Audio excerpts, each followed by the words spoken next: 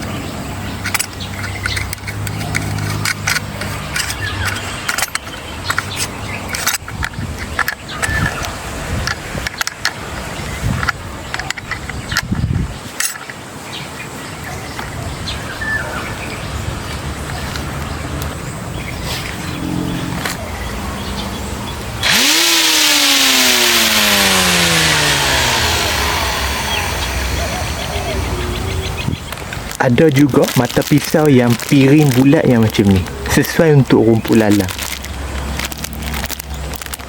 Okey, untuk safety supaya dia patah ke atau apa-apa ke ataupun terkeluar kan, kita boleh pakai besi yang macam ni. Kita boleh letak kat sini, kita boleh angkat.